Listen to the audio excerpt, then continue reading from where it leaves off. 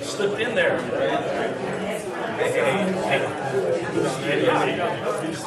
Good to see you.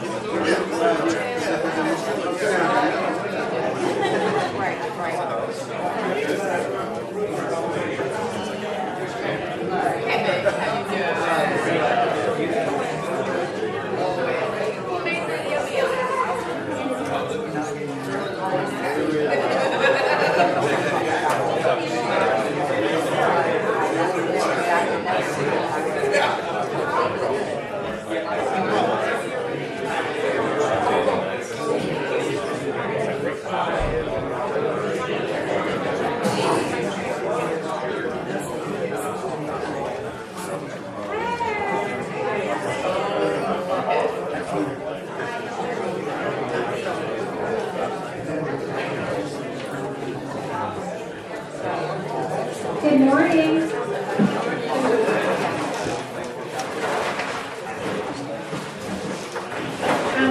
Good morning. This is a community meeting. We welcome everybody here. If we can all stand to do the Pledge of Allegiance.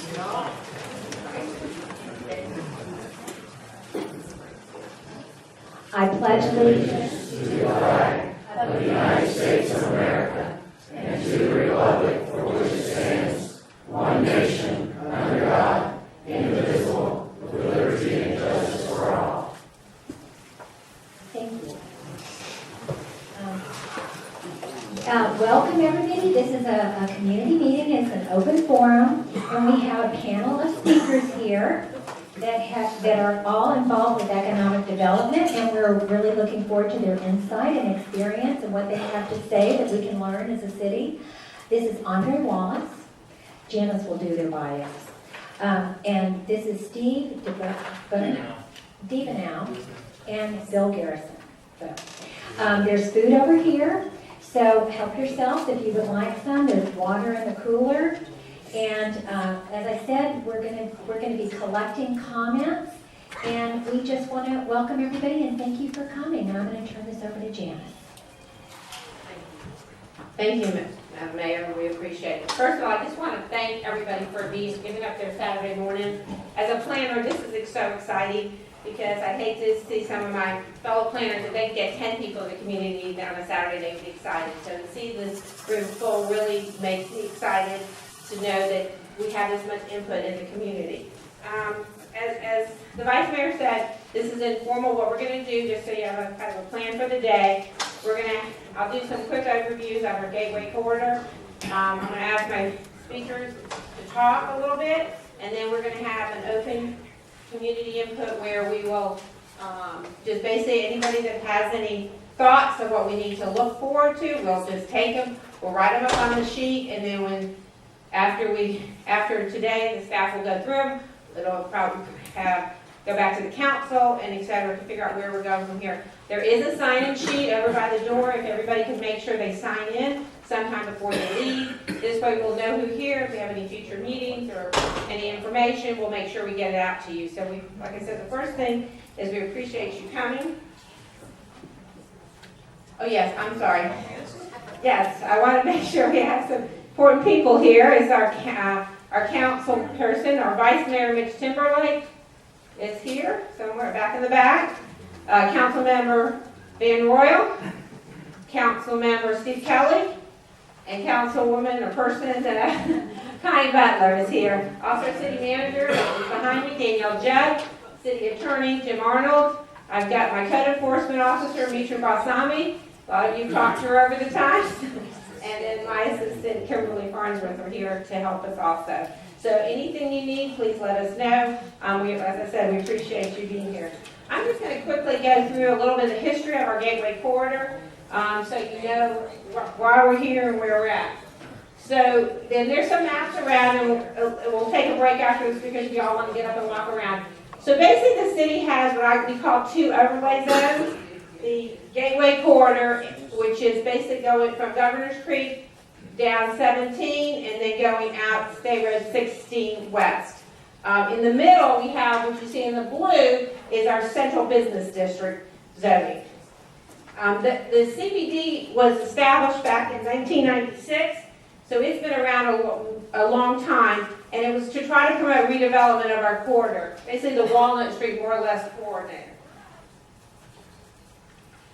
Then in 2005, the City Council at that time asked for a long-term visioning, and we had a year-long visioning session with ending with a community meeting such as this, and we came up with the tomorrow's vision plan, and in that plan, we recommended various things, and one of the goals was to promote the redevelopment of State Road 6, US 17 and State Road 16 through town. From that, one of the implementation measures of our visioning was our Gateway Corridor zoning district, which looked at various things from landscape zoning, uses, etc. It was right after, if you remember, when the car dealerships moved out of town. That was kind of the impetus of that plan. And parking, signage, required monument signs, etc. But the problem is, after that, the economy went tanked a little bit, as everybody knows. And so we cannot, if you have an existing business and you don't do any redevelopment, your new standards don't apply. We're going to call it grandfathered in the zoning world. So nothing was, some of these businesses, nothing was happening. So then in 2012, the council did tomorrow's vision update. We had a day-long meeting, and it was held in 2012. And in that, the big issue was updating the look of the Gateway Corridor. Why do businesses want to come? Why do they want to redevelop? Is what our Gateway Corridor looks like. So we moved forward on that, and from that we created what we call our Gateway Corridor CBD pilot grant program. And I know there's some people in the audience that are business owners and property owners along the corridor, and they've taken advantage of it. And it was a 50-50 match between the city and the private developers to promote investment where you really didn't have to update your sign. You went ahead and did it anyways, and it's been very successful. It's leveraged a lot of private dollars, and it's continuing today. We're in our 5th year, and the council has funded it every year through our general funds. So that's kind of where we are today, and so we've had some discussions that we need to look at it again, and as a planner, every about 5 years you need to look at something and figure out where you're at. Is it working? Do you need to tweak it? It's just part of the planning process. So that's why we kind of called this meeting today. The council asked us, brought it, one of the council members said, hey, we need to look at our Gateway Corridor again. We said, great. And I want to introduce one of our county commissioners. I appreciate he's coming in. County Commissioner Seller, thank you for joining us. And anyway, so we said, let's have another visioning session. So I asked some really top-notch people in our area in economic development. To my left is Andrew Wallace. He is the Chief Executive Officer of the City of Jacksonville Downtown Investment Authority. He served in this capacity since August of 2013. Prior to coming to Jacksonville, Mr. Wallace spent 3 years as Executive Director of the Detroit Land Bank Authority, and with previous experience as a Senior Vice President of Commercial Real Estate at the North Carolina Community Development Initiative, as well as holding numerous positions managing community, economic, and housing development initiatives over 12 years in Miami-Dade County. He holds a Master's in Public Administration from Clark University and a Bachelor of Science in Political Science from the Georgia Southern University. He's a certified housing development finance professional and a certified development finance professional. Our next speaker is Mr. Steve Diggenow. He's a partner with the law firm of Dreyer, McAfee, Peak, and Hawthorne. He focuses on real estate and land use law and government relations and zoning law. He's a registered lobbyist and deals with a wide range of government affairs issues. He provides legal counsel in the acquisition, entitlement, financing, and development of all types of commercial and residential property, in the acquisition, sale, and leasing of all kinds of lands, and the creation and mitigation conservation lands. He was also the Chief of Policy and Planning and Chief Staff for Mayor Payton in Jacksonville, and he negotiated numerous economic development incentives for the city. He's currently Vice Chair of the Jacksonville Transportation Authority, and he's an active member of the Jacksonville Regional Chamber of Commerce. He received both his undergraduate and law degree from the University of Florida, and he's also, Mr. Divina has been selected for inclusion in the 2016 and 2017 edition of the Best Lawyers in America in the Practice of Land Use and Zoning. And last but definitely not least is our own Clay County's Economic Development President, Mr. Bill Garrison. He's been there since, he's been with the Clay Economic Development Corporation, an independent not-for-profit corporation dedicated to promoting high-quality economic growth in Clay County in Northeast Florida. Bill is a 35-year resident of Clay County and has over 25 years experience in real estate development and business management. He graduated from the U.S. Naval Nuclear Power School and has served the U.S. Navy Submarine Service. He's also a graduate of our own state, Johns River State College. So without further ado, because we want to keep us on schedule and our goal is to get you out around noon today, I'm going to turn the mic over to Steve. Well, good morning. Good morning. I heard that, there was some concern about 6 laning some roads and talking about widening some roads. That's not what we're here to talk about today. So if anyone's here that's concerned about that, I don't know, maybe we'll get another session on that later on. But I sure appreciate the invitation to come and speak with you this morning. Again, my name is Steve, and I've been in a unique position to be not only practicing law with private firms, but also I've worked in government. So I worked, when I first graduated from school, I went and worked for Bob Graham, which I know a lot of you will recall as the former governor of Florida, and I worked with him for a few years in D.C. And then as Janice mentioned, I also worked in city government with Mayor Payton. So my experience is maybe a mix of both the private side and the public side. And I have to say that driving through the neighborhood and through the community this morning, it's been a long time since I've been past the courthouse. I typically stop at the courthouse and visit with the folks on the county commission, and I rarely come south of there. And I have to say that the development that I've seen south in this particular part of the neighborhood is astounding. I had no idea that the project was going on back here in the back. And a lot of the research that I did leading up to this conversation this morning, this city is doing exactly what all the pundits or the experts would say should be done. And I think that's really a tribute to the local leadership that you have, the leadership you have in Tallahassee, and obviously at the county as well. As I said, I did quite a bit of reading thinking about the questions that Janice posed for me. She asked me to talk about what are the things that entice development and redevelopment, and then what are the obstacles for development and redevelopment. And a lot of the literature, there's one study in particular that I thought was really fascinating. It was done by the University of North Carolina. It's from December of 2008, and it tried to categorize smaller cities into ways that it was maybe more easy to think about. And so they categorized small cities as in 4 categories. That would be recreation or retirement destinations adjacent to an abundance of natural assets, places with historic downtowns or prominent cultural or heritage assets, home to or adjacent to colleges or universities, and then adjacent to metropolitan areas or an interstate highway.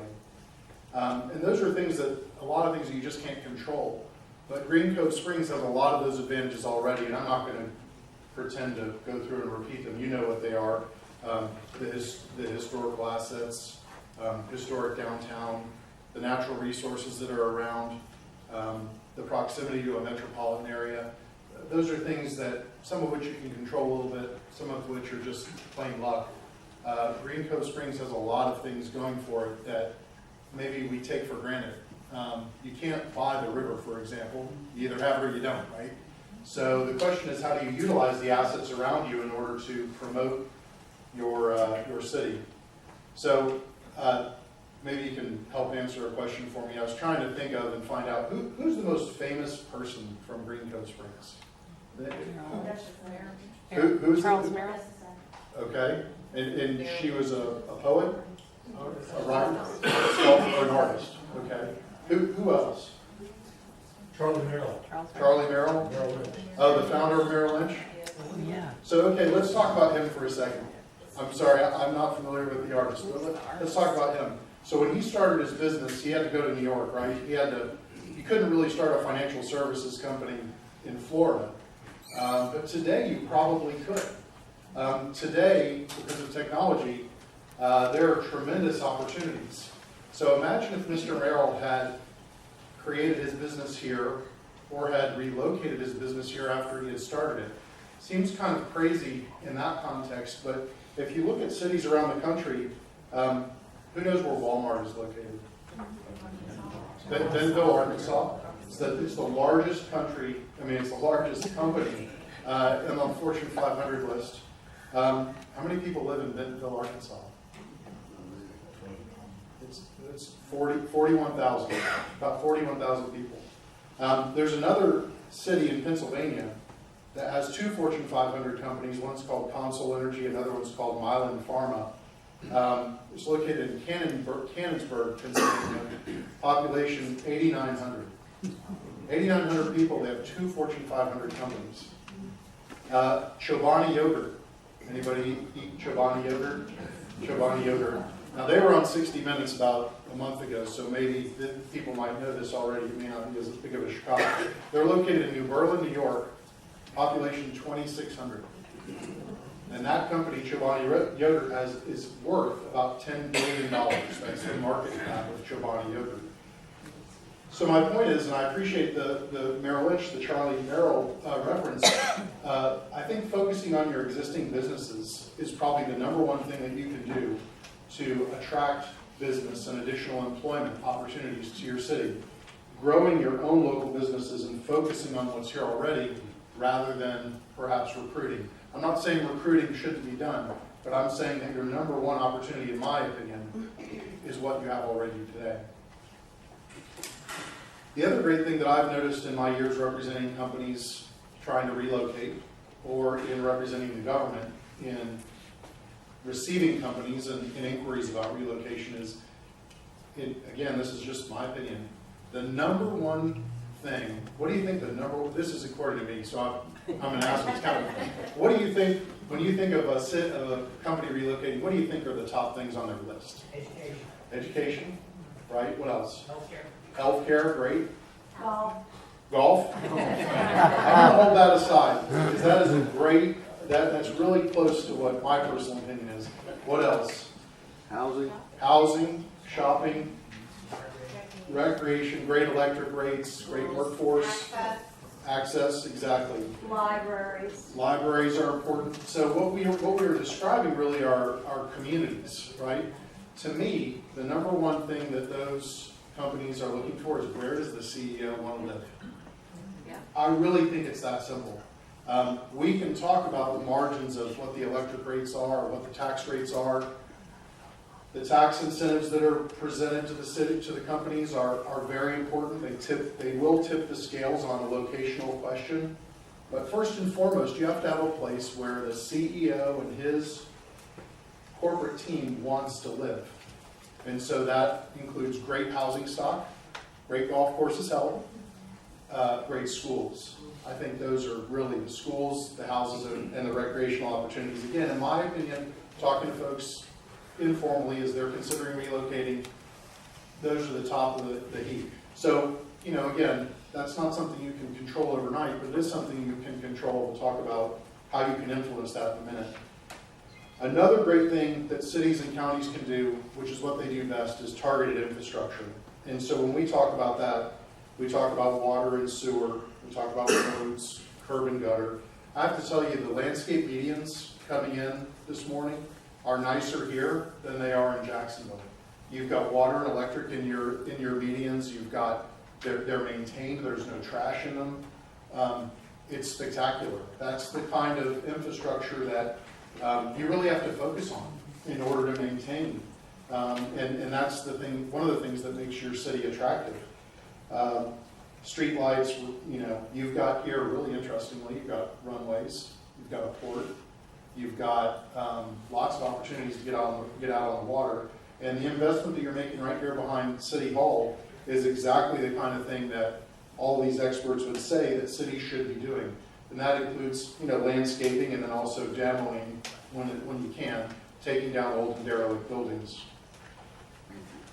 The other strategy that I found that really works well, and this one becomes a little bit more difficult because you have to give up a little bit of yourself. You have to communicate and you have to work with other people. And in my experience, working with other people requires you to give up just a little bit of yourself. You have to make yourself a little bit vulnerable, and that could mean asking for help or admitting that you're not sure exactly what needs to happen. And this is really your leaders and your city council members and your county commissioners that would do this. But you've got to look for other opportunities to partner with folks. So for example, creating a CRA or creating a tax increment district. I'm setting aside the politics. What's happened in Jacksonville Beach as to Duval County is spectacular. Jacksonville Beach about 20 years ago created a CRA, and they capture and hold some of the tax receipts, the incremental tax receipts in Jacksonville Beach that they locally determine how to use. Now, at the time, it was really controversial because Duval, of course, didn't want to give up the tax revenue of Jacksonville Beach. They wanted to control the dollars. Jacksonville Beach said, well, we think we know best how to spend the money. And what's happened, again, this is my opinion, over the long haul, Jacksonville Beach has employed their tax dollars and deployed them in infrastructure that's been remarkable, maybe almost too successful in terms of what's going on in Jacksonville Beach right now. And that benefits everyone. And I won't list all the reasons why, but there's more taxes, there are better schools, there's another attraction that benefits Duval County. And I think sometimes government gets a little too far away from maybe the individual projects.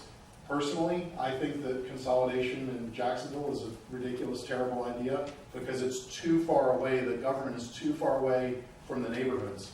In Clay County, it's awesome. You've got Green Cove is its own city, Orange Park is its own city. There are other cities, I'm sure, that are further to the south that are people are thinking about creating their own cities. In Broward County, Dade County, you've got 60, 70 cities in each county. Makes it tough to manage, but I think the money is closer to where the people are. And I think that, again, the CRA model is one opportunity. Galvanizing the faith community, maybe not for money, but for time, focusing time on specific projects. The school board, obviously your state government. I don't know if you know, but Rob Bradley, Travis Hudson, the guys that you have in the state legislature right now, are the envy, certainly in North Florida, but probably even throughout the state. Those are guys that know how to work the system and get stuff done. It is remarkable. The folks in Jacksonville, we sometimes come down here and talk to Rob or Travis and try to figure out how they can help us. It's no mistake that a lot of the stuff that the Jaguars do, and this isn't a criticism of the folks in Jacksonville, just people, Rob and Travis know how to get things done. Partnering with them, and I can see you did it just looking at the board next door on that project. The FDOT is another opportunity. FDOT, for example, will help you on landscaping. They may not help you on maintenance. Again, your city manager and all the folks that are on your staff know these already, but again, those are just some more ideas. And then the final thing I would say is regarding development and redevelopment, what entices it, and that is a firm set of standards, and that is people need to know what the rules are.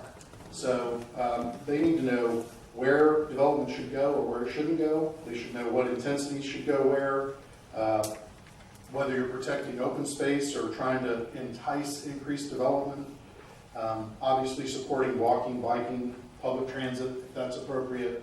And so the overlays that you have here that Janice talked about earlier, the three specific areas on 17, 16, and then the Central Business District, those are wonderful, wonderful places, and obviously they've been vetted. There's been public comment. There's been a lot of process around them. And so you have the foundation, I think, for what you need to do in order to keep moving forward. I'll take 2 minutes and just talk about obstacles and then stop talking. But in terms of the obstacles, I think that the main one that I have routinely seen is a lack of leadership. And we all know it when we see it. People that can't make decisions, or there's inconsistent enforcement, or not clear direction. Not having consensus is a really big problem. The amount of public time that you spent on these three plans, for example, and it's good that you're refreshing them, but you have to keep people's buy-in so that folks know exactly what's going on.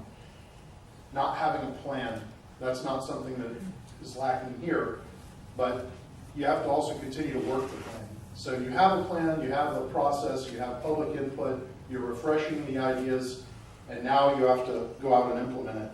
And not working it, not working the plan is a tremendous obstacle. So, Mitri, I think? Mitra is like where the rubber meets the road.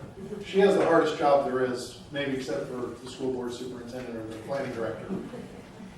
Man, her job is to really enforce what's on the books. And so giving her support and her team's support is really critical. And if she's enforcing things that you don't want to be enforced, then change the law, change the rules. But just make sure it applies to everybody equally. And then finally, that predictability is really key. If we don't have predictability in our plans or in our enforcement, it makes it really tough for businesses to develop or redevelop. And appreciate the opportunity. I'm looking forward to any questions you might have later. Thank you. Thank you, Stephen. We're going to hold the questions to the end. I appreciate it.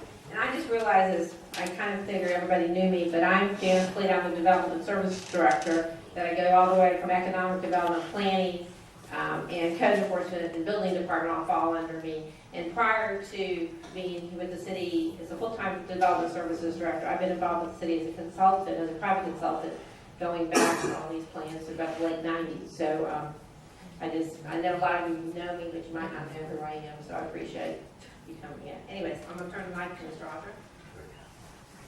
Good morning, everyone. Good morning. Since Steve has talked a lot, he's a lawyer,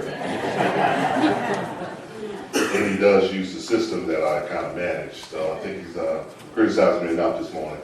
But I'm going to try to get directly to a few points so we can get to Q&A. But some of the things that Steve talked about is, for me, it has to deal with vision. What is your actual vision that you want to see take place? And when you determine that, everyone has to buy into it. We can't have some that say, we're supportive of it, but if they just do this. Everyone has to come together and be supportive of that one particular vision. And you've all got to be rowing in the same boat, going in the same direction, and on the same page. If not, it is not going to work. When I came to Jacksonville almost 4 years ago, Steve and I was talking about that. Our city for downtown had, over a 12-year time frame, had about 14 different plans, studies, etc. And I was like, okay, I'm not going to repeat things from the past. What I'm going to do is take from each of the 12, and we're going to come up with our vision and our implementation strategy. And it's in the plan. And I can go through that plan right now and check off everything since I've been here that we said we were going to do. I put a check by it because it's been completed. That is the complete transparency with the community that you've done exactly what you said you were going to do. So you have to come to an agreement on what that vision is going to be. And I say this to you, no matter what city I'm in, you can be whatever you want to be, provided you're willing to lead and invest in it. Without those two things, leading and investing in it, you can't be successful unless you do those things. The other thing is you have to stay focused. Listen, in our line of business, there will always be new elected officials, there will always be new administrators. But however, if you have that vision and plan that is in place, that the community agreed to and the community owns, no matter what the transition that takes place, you'll still have that particular plan and still be able to implement it. But the most important piece about that particular plan and vision is you've got to understand what your market is. And Steve hit on that a little bit earlier, but that's the most critical component. I've been in cities and communities, etc., and people will always say, well, I got this food desert here, etc., and I want Winn-Dixie here, I want Publix here, or this is what we want. But from a real estate market standpoint, Publix may very well be 2 miles away from your particular neighborhood. They're not going to put another store right here just so that you can walk to. Just want to be honest with you. They're going to come, they're going to nod their heads, they're going to say thank you, they're going to drink your coffee and eat your food, and they are not going to put a store there. You have to understand your market and go out and attract the businesses that fit your market. The worst thing that we as a city, and I say this within Jacksonville, everyone says, well, we don't want to be Miami, we don't want to be Orlando, we don't want to be Tampa. You're right, because we're not going to be. I'm just going to be quite frank about it. We will not be.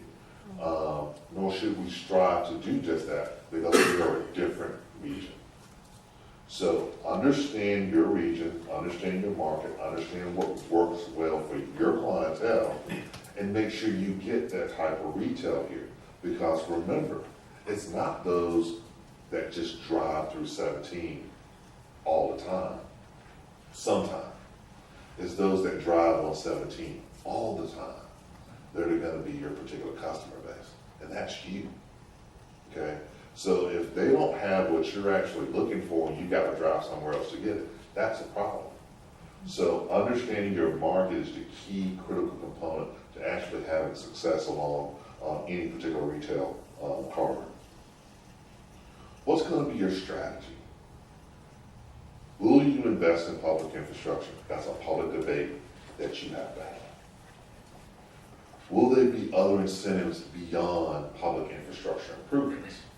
Will you do, as you indicated earlier, facade landscape grants?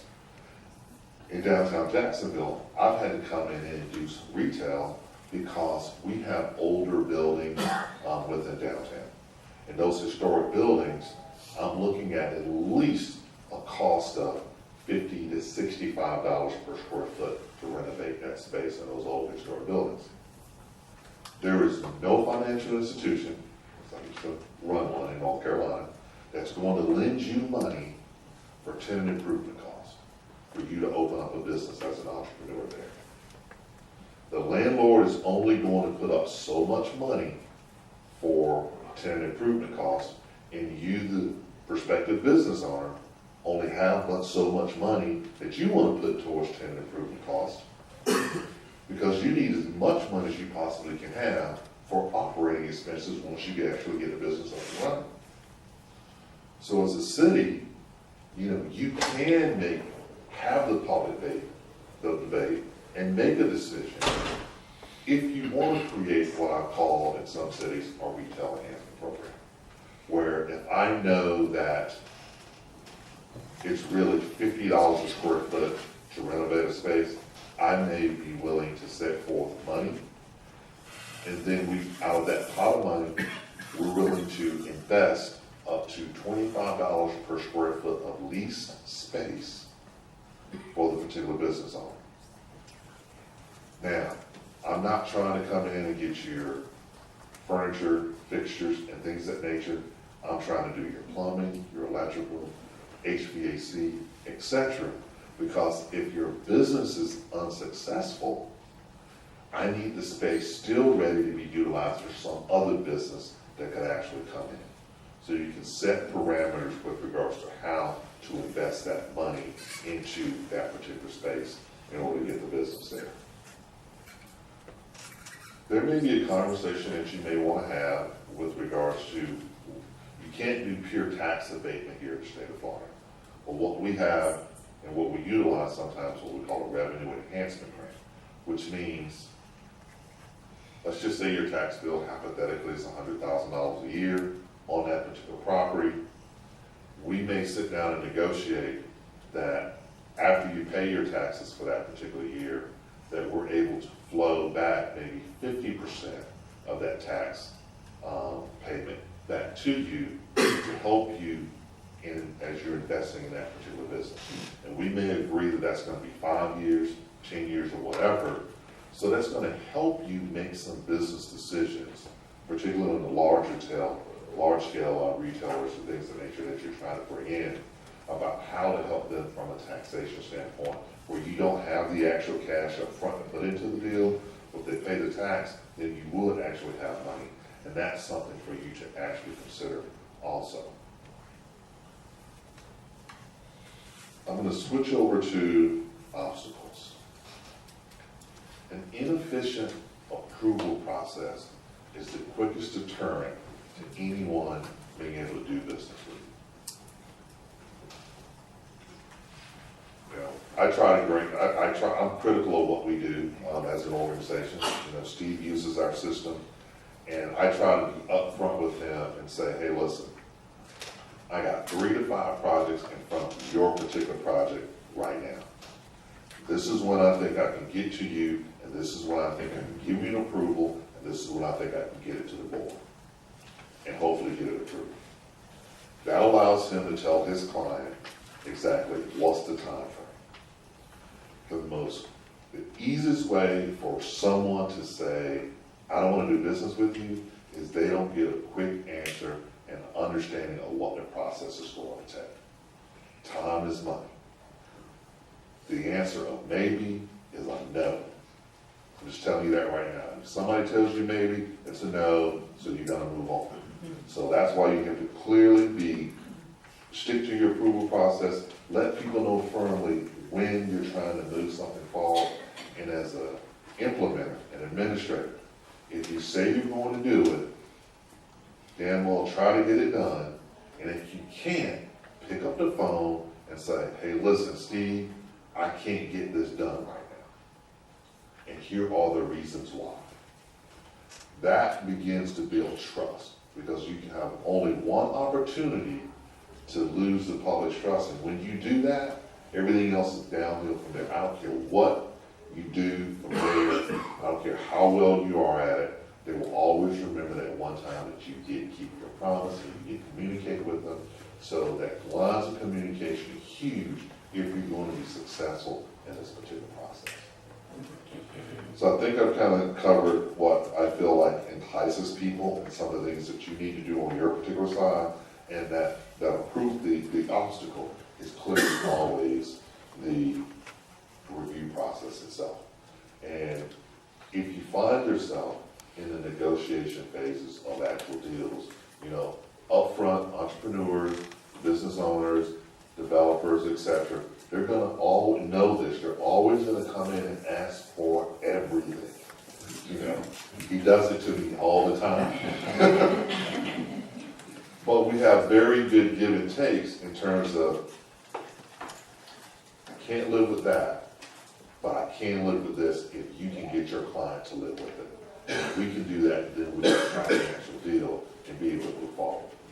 You have to put on your best strategic negotiation skills in order to do this type of work.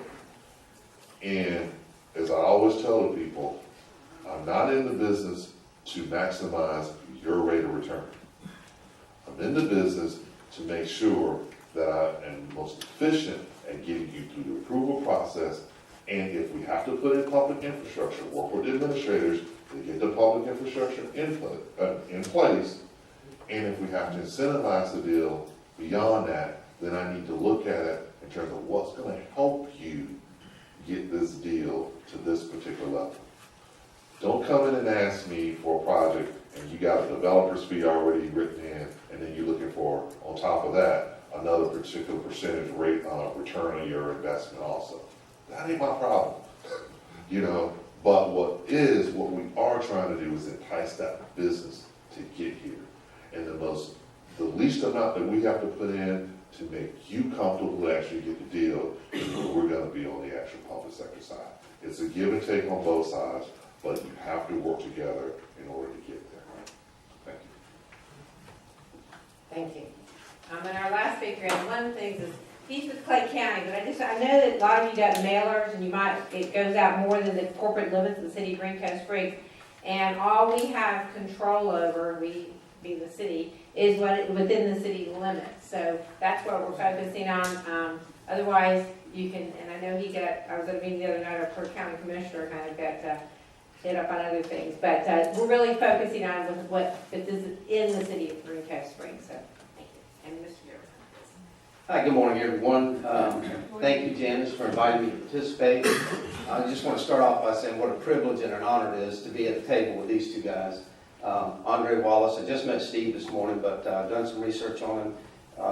You can't ask for more experience and more knowledge to be presented to you this morning. I'm going to bring a little bit of a different perspective. I'm a long-term resident of Clay County. I've been here since 1985. I moved here from the west side of Jacksonville. My dad's retired from the Navy. And like a lot of people, that's how we ended up here in this area. I have been actively involved in civic affairs since almost the day I moved here. I'm president of our local community association and involved in just a typical concerned citizen. Anything that's going on in my community, I wanted to be a part of it. And a few years ago, 6, 7, 8 years ago, we implemented an overlay plan in Clay Hill. I live in Clay Hill. If you're not familiar with the communities in the northwest corner of the county, it's a blue-collar working class community. And what I noticed was that the development that was happening was, don't mean to be judgmental or pejorative in any of these words that I use, but it was kind of low-end development. Very generic, metal buildings, one after another, and had no character whatsoever. The community itself, Clay Hill, is a rural agriculture type community, and we were becoming concerned about it, the people on our community association. And so about that time, they were beginning to implement something called master plans in Brandonfield and Oakley. And we said, that we could become involved in something like this. So I approached the county commission at that time and said, hey, let us get through this process and then we'll talk to you about it. And they did. A few years later, we got involved and we created an overlay plan in Clay Hill, and it addresses 4 things: signage, lighting, architectural standards, and outside storage, screening of outside storage, the things that we felt like that would kind of help preserve the community. It was not without some controversy. One county commissioner in particular was not happy about it at all, but we had the votes. We got 3-2 on it, or 3-1 actually, and it passed. If we took that plan and threw it in the trash today and threw our standards away, we would not attract a single business from that. What draws my opinion in the 5 years that I've been in this position of economic development, and just, I think, a little bit of common sense, what attracts businesses are customers. People there to spend money and to buy things, particularly in a community like this where we're talking about along the main corridor, we're talking about primarily retail type businesses. So in terms of standards, I think they're important. I believe that you want to preserve the integrity of the community that you have, and so you need some sort of standards. They need to be modest. They need to be specific, address certain things, and there needs to be room for compromise. Both of these gentlemen mentioned that earlier. I have had the opportunity, so I've spent 25 years in the development business, real estate agent, home builder, that kind of thing. Dealt with every sort of regulation and agency that you could think of, everything from building permits to zoning, architectural guidelines, all that stuff. So I've had to deal with that stuff firsthand. If a business wants to go into a community, the standards are not going to prevent that. There may be some frustration from it, but I'll just give you 2 examples, here in Clay County and here in the region. Think of the most valuable property in Clay County, other than waterfront property. I'm talking about commercial property. What part of the county is it in? It's in Fleming Island. Who has the highest standards for development? Fleming Island. Regionally, same thing across the river. Where's the most valuable property in the region? St. Johns County. Who has the highest impact fees? Who has the highest development standards? St. Johns County. I'm not suggesting that high, difficult standards create commercial growth, but I am suggesting that strong standards do not deter commercial growth. People go where they want to go. They want to go to a community that they find attractive, that has recreational resources they need, that sort of thing. In terms of attracting businesses, the thing that attracts businesses, I can tell you from doing this for a few years now, there are 2 main things that attract businesses: workforce and real estate. Everything else pales in comparison. There is a long list of things that they look at: education, libraries, parks, all this sort of stuff. But you have to have a building to work out of. You have to have some real estate. And you have to have employees to work there. So those are the 2 key things you need to focus on, in my opinion. And that's what we focus on in the county. Trying to be aware of the real estate options and develop those real estate options. And a more difficult thing to develop is a workforce. And we have specific initiatives that we're working on right now with the school system, St. John's River State College, to try to create a better workforce. In this community, one of the things that you have the beginnings of, and we're trying to promote it a little bit more, is this, I don't know, everybody's sick of hearing the word millennial, but it's a fact. We need younger, more educated people to move into the community. And you need to promote those businesses and those institutions that do attract those kind of things. Again, I just wanted, my perspective is as a concerned citizen. I've been involved for over 30 years here in Clay County. I've seen these kind of processes work. They take time. I can tell you there's no such thing as an easy answer. We're not going to come up with one thing that makes Green Cove Springs just pop. Been in the development business a long time, so I've seen it, worked around it. It's a fact of life. You can't just throw the building department out. You can't just throw these standards away. You don't want the results of that. Vision is the other word I've heard a couple times. You have to have a vision. You have to have a plan. And we have that. You guys have that. The county has it. And we're going through that process. If you don't know, the county is in the process of updating its comprehensive plan, and you should be involved. They solicit your input. And so share it. If you're frustrated with something, if you don't like certain regulations, the only way to change it is let somebody know about And that process is ongoing right now. I agree with the strategic planning comments. We have a strategic plan. Like Andre, I showed up on the job, bookcase, 15, 18 different strategic plans that have been prepared over the years. Why are we going to go and do another one? Well, everybody wants another plan. They want the most recent updated plan. Fine, let's go do it. Hired a consultant. I felt like we probably were better served to do it ourselves. Everybody wants to pay a consultant. No problem. Let's go get a consultant. But when that plan comes back to you, it's up to everybody to implement that plan. I have a poster made with my 5 strategies, sits right by my desk. I look at it every single day. I make a monthly report to my board. This is what we're doing on these things. We're about 14 months into it. We're going to throw one off and add some more. We're tweaking that plan. You have to know where you're going. You have to have a roadmap. And again, not suggesting we don't, but be true to it. Work it. Steve mentioned some large companies. We have some large companies here. We're doing a fairly decent job of attracting some. Everybody's familiar with Batcon, long-term company here in the community. Very successful. They just did a $10 million enhancement down there. They're going to continue to invest more money. We were successful in recruiting a publicly traded company, or an international company down south of town, Calavo. They came to town. 300 employees is what they committed to. They've recently increased that to 500 employees. So attracting new companies is critical, without a doubt. Forterra is breathing new life into the Hanson Pipe facility south of town. And of course, the Clay County School Board is a major employer here in Green Cove Spring with over 5,000 employees. A few more comments and then we'll get to the Q&A part of it. Steve talked about headquarters and the CEO wanted to live in that vicinity. And I'll tell you a story that there was a company here in Clay County, 2G Synergy was created right here in Orange Park. The company moved to St. Johns County because the CEO's wife wanted to live near St. Augustine.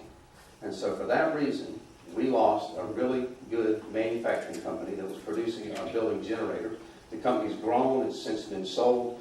But there's a classic example of that comment about the CEO and his wife tells the CEO where he wants to live. Moving to St. Augustine. And we took the opportunity to go to the gentleman, Mike, I can't think of his last name, Michael. We went, myself, Travis Cummings, Stephanie Papalousis, Holly Parrish, we went and sat down with him. Why are you leaving? Why are you leaving Clay County? And the answer will not surprise anybody in this room. We said, please be candid, be honest with us. We're trying to learn. You're not going to hurt our feelings. Well, I don't know how to say this, but Clay County it's a little too redneck. And I thought, and we all did. We all. And so we have to promote the culture that we have. We have to demonstrate. We have to break that brand. Landscape, I just want to comment on the landscape. As you come into 17 off of 295, you'll see the FDOT investing money in landscaping, palm trees, that sort of stuff. It's literally transforming how that corridor looks. It's important. And again, I don't think those things happen without standards, without motivation to improve our surroundings. Everybody knows what that little section looks like without that stuff. Look how much better it looks right now. Compromise. You have to compromise. I have a strong opinion. You have a strong opinion. If we're going to sit here and argue about it all day, we're never going anywhere. We have to kind of find that sweet spot in the middle. Visionary leaders. I did a lot of research. It's a little intimidated to be on this panel with these guys this morning, so I did a lot of research. And one of the things that they recommend is appointing and elected visionary leaders. Listen to what people, listen to what they're saying when they're running for office, and vote for the people that are supporting your vision. In terms of obstacles, the government may or may not. I personally think Clay County has a very business-friendly government. When I was in the building business, I had opportunity to work with every county around here. Clay County by far has the most business-friendly government around. If you want to hop across the river, you want to find about bureaucracy, all you got to do is go over to St. Augustine and you can get all the bureaucracy you want. And the last few things I'll say in terms of attracting people, you have to market. You have to go tell people about it, what you're doing, what's going on here in Clay County, what's going on here in Green Cove Springs. I hope, and I'm looking forward, I will definitely be here when that pool opens up over there, but we collectively, we are Kimberly Morgan with the Tourism Department, We need to do everything we can to tell everybody in Northeast Florida about that event and bring them down here. I remember when Andre and Ted Carter came down a couple of years ago. Of course, Andre's not from the area, nor Ted, but they weren't familiar with Green Cove Springs. And we thought, the band said, hey, let's drive them by and show them the park. Figured it'd be a little 2 or 3 minute deal. We got out and they spent 30 minutes walking around just marveling at what a beautiful park it is.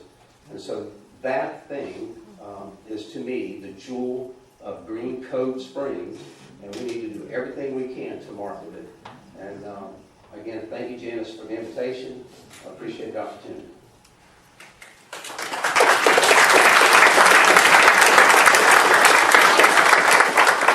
Thank you for our panel. I really appreciate them giving up their Saturday morning. And, they are experts in the field, so I appreciate it. I've known some of these people, Steve, a long time. We've been friends a long time in the planning world, so I think I've made it difficult in coming on Saturday morning, but I appreciate it. And Andre and Bill, I can always count on Bill when we work together on this. What we'd like to do now is with 2 things. We want to, any questions you have of the panel, I'm going to see they're here, and then any comments. This is not a, it's just get your ideas from what they said, what your thoughts are. We'll write them up. And then, as I said, we'll come back to the council. We are recording this meeting just to make it easier, actually because we have more than 2 council people here, and they're going to eventually be voting on it. So in the sunshine, we have to record the meeting, which we are. And we also have a tape that eventually, I guess, we'll put on our website of this meeting. But we do that. So we ask anybody to talk to please come to the mic so that we can hear you and the recorder can take care of it. So we're basically opening up. We're right on time.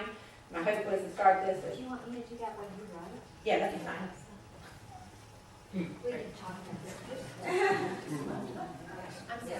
this. You'll have to, whatever questions you have, you'll have to come up to the mic and ask the question, and Janice will write it down, and I will just pass the microphone along. Okay? Who wants it first? Okay. I'll break the ice. Name and address for the record, right? John Whiteman, 723 North Magnolia Avenue, Green Cove Springs. I've heard, and this is hearsay, and I know Steve knows what hearsay is, and it may not be accurate, but I've heard that there's been several businesses that have attempted to locate in the corridor that have had problems at the building department or the zoning department with regards to getting approval, and it's because of the nature of the building. I heard there was one person wanted to put in a gun shop, another person wanted to put in a sale of ATVs, and within the corridor, and those didn't fit the plan for the types of businesses or the uses that would be in the corridor. My own personal opinion is that rather than the type of business, other than tattoo parlors and things like that, it should be more flexible. There should be more flexibility as to the use and control the appearance, the aesthetics. Because you can have a gun shop that has a very nice business, it has nice landscaping, it has everything done correctly, and it looked good. It could look good. My other concern is, we talk about our vision, and our vision may be that we want a Hilton Hotel on 17th. We're going to have to take baby steps to get to that Hilton Hotel, and the first occupier of that land may not be a Hilton Hotel, but we get something a little bit better, and then maybe the next occupier something a little bit better, and we take baby steps in reaching our ultimate vision. Thank you. Okay, our city manager wants to address the gun shop issues. Thank you. I think that happened about 24 months ago, and that was an error. They were given the wrong information in terms of zoning. Our code, since even before I've been here, which is 6 years in running, it clearly states gun sales within that corridor. Thank you. Next, Sheriff Diesler. I'm a recovering politician, so you have to give me the hook. Rick Diesler, 302 St. John's Avenue. I'm a lifelong resident of Green Cove Springs. Love this community. We'll be here forever. So I have a lot of historical perspective on business and what we've done. These 3 gentlemen here today, I agree with everything they said. They're a wealth of knowledge. Each one of them covered different things that really, what I'm going to say, I think will, every one of you, when you said something, that's exactly the point I want to make, is, and I echo what this gentleman just said, About 5 or 6 years ago, when the Gateway Corridor plan was put into place, I think it's done some good things to beautify our city. But I'm a commercial property owner on US 17, and twice in the last 4 years, I've had trouble renting my property to businesses that came in because they wanted to open up something that was not exactly, it didn't fit into the Gateway Corridor plan because it had outside display of merchandise. Now, the city did grant exceptions to that, and we were able to rent the building and get an automobile dealership to locate in there. However, I think sometimes having to come and get an exception is an impediment. One of the gentlemen said that a maybe is a no when you're trying to open a business. That's true. And someone might decide, well, we'll go somewhere else that's a little bit easier. I've looked at the ordinance, and it did have some provisos in there about outside display of merchandise. I think I've appeared 3 times before the city council, asking that the council look at maybe tweaking the language just a little bit to allow some of the businesses to come into these vacant pieces of property on US 17 that have weeds growing up through the pavement and really don't look that good. For example, we've got a whole city block now where Brown Cartwright hardware store moved out of town. If under our current ordinance, let's say Tractor Supply wanted to open up there, they have outdoor displays of merchandise. I would love to see a Tractor Supply fill that block, and I'm sure the city would grant an exception. But one of the gentlemen also said, you have to have a plan, you have to stick to it. So if you're giving exceptions all the time in order to get someone to come in and open up a business, that's not a good plan. So my request would be that we look at and this is 5 years, look at this ordinance. And the beautification part of it, I got no problem with. I think everything needs to be pretty. And you can do that with a gun shop or a car dealership or whatever. But I think we should look at relaxing some of the standards that were put into place, because I think the vision was at the time, let's have boutiques and tea rooms and coffee shops and stuff like that. And that's all great, but this is a rural community. We need to be able to buy tractor supplies. We need a feed store. We need things that now I have to go to Blanding Boulevard or Orange Park, whatever, to buy that. Just like the gentleman also said, you have to look at your community and look at what the needs are here. And I think we're keeping some businesses out of our community that should be here because of the onerous requirements of this ordinance that I would love to see our council members address and maybe relax just a little bit. Still keep our standards high, but allow, let's have a can-do attitude. Instead of when you walk in and say we want to open a business, here's 5 reasons why we can't do it. Let's have 5 reasons why we can. Thank you very much. Thank you, Sheriff. And by the way, because of requests by different citizens, that's one of the reasons that we're having this meeting, so that we can listen and hear what people want, and that's why we're all here, for the very reason that Sheriff Beasler just talked about. Sheriff, I just want to make sure you're fine, you really are looking at the uses. Pardon me? The uses that we allow. Talking about uses, not Okay. standing. Okay, thank you. Mr. Baum. Afternoon, my name is Edward Gaw. I reside on Elmore Street. And in 2013, we moved a large distribution business from Fort Lauderdale, Pompano Beach, Broward County, up to Green Cove Springs. All 7 families that were working with the company then sold houses in Broward and moved into Green Cove Springs. So we are the embodiment of what we talk about here today. More of a comment than anything else, if I could. I wrote it down. Right ahead. We don't have limits on time today, so go right ahead. This council has a difficult job of navigating the many possible futures of the city of Green Cove Springs. Due consideration for a rich past, changing present, and a future rich with possibilities combined to create a tough act to balance. My compliments to the members of the board and boards past for creating the framework necessary for manufacturing a future that plays to all of Green Cove's strengths. My daddy always preached, plan your dive your plan. Past councils have deliberated and debated the specifics of and plans for the Golden Corridor. As their duties demanded, they did this with the city and its citizens' interests foremost in the process. The Golden Corridor is Green Cove's public face. As such, the establishment of specific zoning and planning requirements for these designated areas were meant to elevate the appearance of the area as well, the appearance of the area as a whole and these properties individually.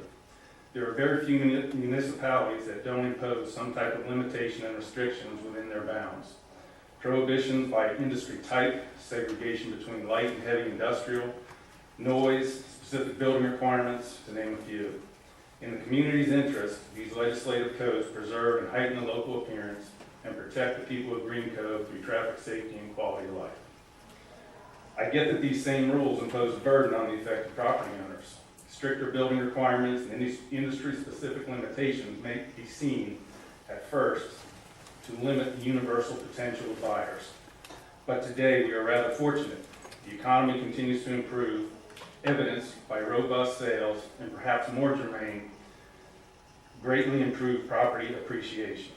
So while some lament the tighter regulatory requirements on their property, these complaints are mitigated by the passage of time and the improvement that it brings. Two stories. I haven't really heard that much about it here today, but the First Coast Expressway. We have a distribution company. That First Coast Expressway is a game changer, and it represents speed to Green Cove. So it can't be argued that the First Coast Expressway and its promise has and will continue to influence the value of these properties. Additionally, and this one just revealed itself within the last couple of weeks, as a business owner in Green Cove and these properties now have fiber optic availability. Years ago, and just a simple aside, when we moved to Green Cove out of Broward, if you had moved your business to Broward County, you would pick up the phone, you would call Comcast, and it would be there the next day, high-speed internet and telephone. Purchased the building up off the harbor, picked up the phone the next day and went, we need internet and we need phone. 3 months. Amen. 3 months. Different day. Now, these properties are, their value is heightened by the availability of fiber optic. Speed is coming to Green Cove in a very fast fashion. So access to advanced communications and internet speed significantly increases the values and expands the buyer pool for properties preserved by tighter zoning and beneficiaries of a little planning. We currently have a fairly well thought out, well vetted, and defended planning and zoning code for the Golden Corridor. As we have seen recently, this code includes the possibility of exceptions that grant exemptions to the code. I would contend that this is exactly the wrong time to be lowering our standards. In light of the current state of the economy, robust appreciation, and greater area infrastructure improvements, we must be careful of the future we wish for. It would be difficult to find a more fortunate area in Florida or the Southeast. My particular Green Cove future includes the possibility of a half-a-mile fishing and walking pier over the St. Johns, just north of the new First Coast Expressway Bridge, connected by a bike trail to the Port of Green Cove and its new trove of restaurants and attractions, within a walking trail to the improved Spring Park, all wrapped up within a vibrant First Coast Expressway. These codes preserve our ability to honor our past, maintain our present flexibility, and deliver a more prosperous future for all the citizens of Green Cove. We all understand that Green Cove is changing, but it's the rate of change that most demands our attentions. We have planned our dive, let's dive our plan. Thank you. Thank you.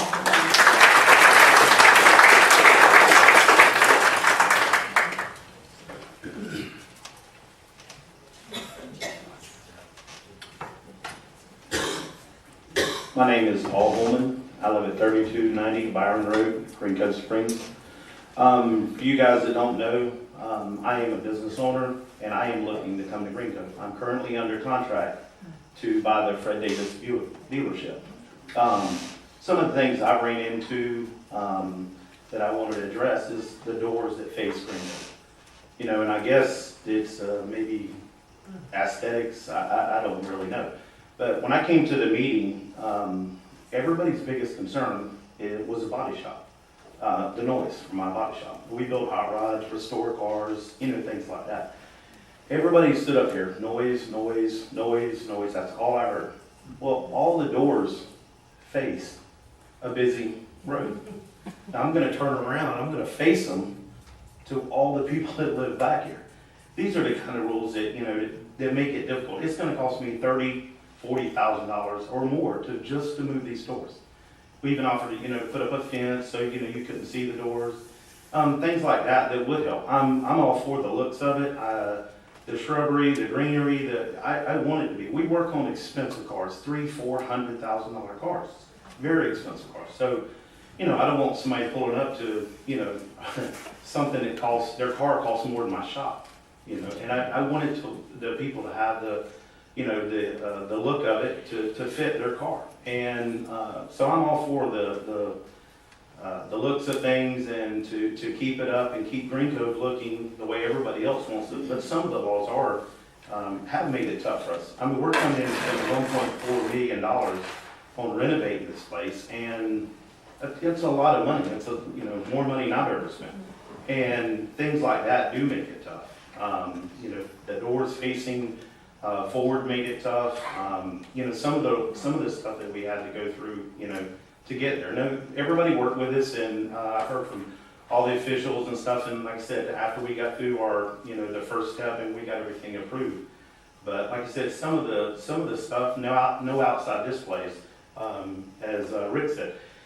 We work on, again, expensive cars. One of my customers is a land developer. He has $1 million boat. It's a 4,000 horsepower, 200-mile-an-hour boat. We work on this boat. When I drive this boat down the road, it's like trailer and Elvis. People clap, take pictures, they flip out of it. And I said something about, if that sat out front of the shop while we weren't working on it, just what it would attract. Oh, can't have no outside this place. We have some of the cars, we had talked about putting in front of the shop, making a nice concrete pad, shrubbery around it, mulch, and putting we have a '69 Camaro we built. It's a $150,000 car. No outside display. We're not talking about putting an old car on blocks out front. People want to see that. Whether you like cars or not, most people can appreciate old cars. So those are some of the things that I think, like, Rick said, we can tweak and make those things. I don't want to spend the money that I'm spending on this place and fix it up, and then go and let somebody put something next door to me that is a dive. So again, I think it's give and take on a little bit of this stuff. So that was it. Thank you. Thank you.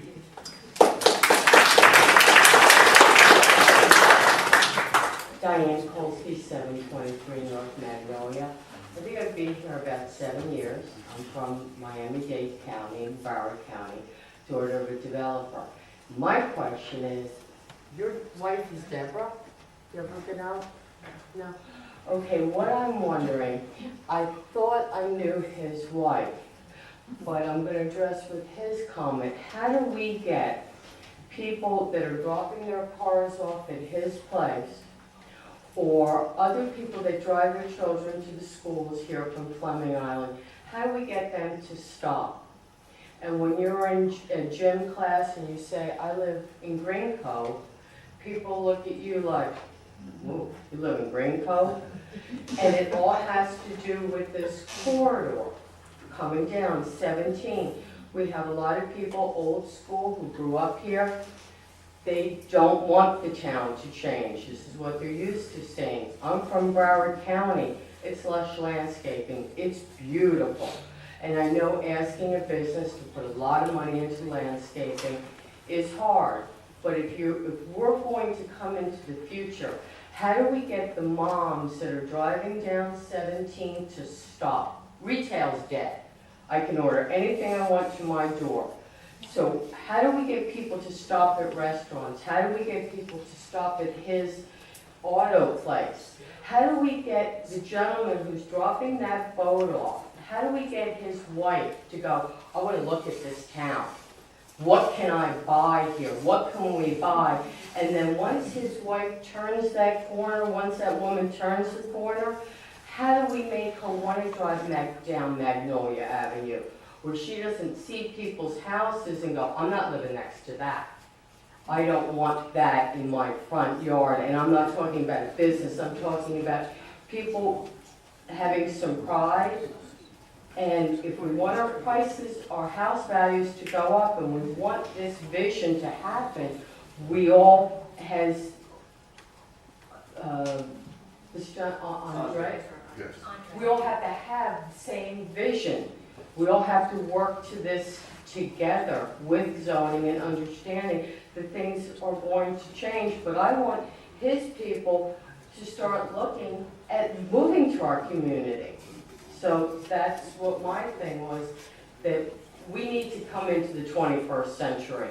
And we need to realize that broken down lots look like broken down lots. And we look like a bunch of rednecks. And I don't mean that insult, I'm not trying to insult anybody, but you know what I mean. Thank you. I'm gonna have the panel address your, that's a good broad statement.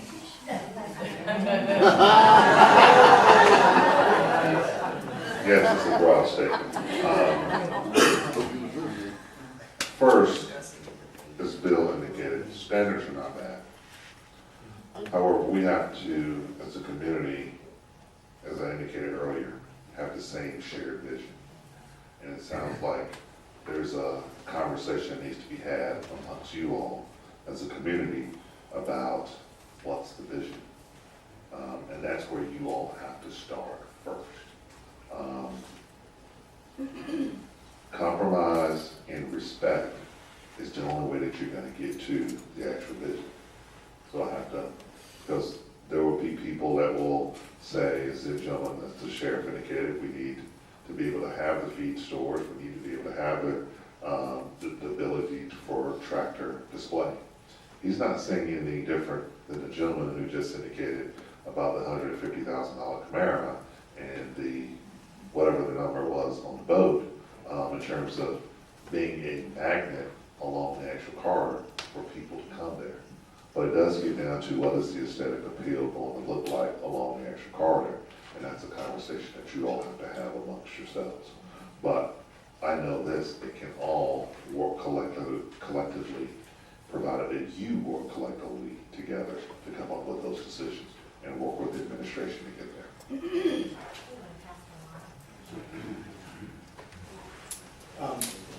The outside storage issue is one that I deal with routinely in Jacksonville as well. I would say the biggest, and I just have to say this from a planning perspective, the word exception is really a misnomer. It's not an exception to the plan. It's not an exception to the rule. I don't know why that word was chosen, but what an exception is under Florida law is that if you meet the criteria, you are allowed to have that use by right. So, and when you go in front of a judge and you litigate it, exceptions are treated very differently from rezonings or from variances. So I would just say, don't get caught up on the word exception.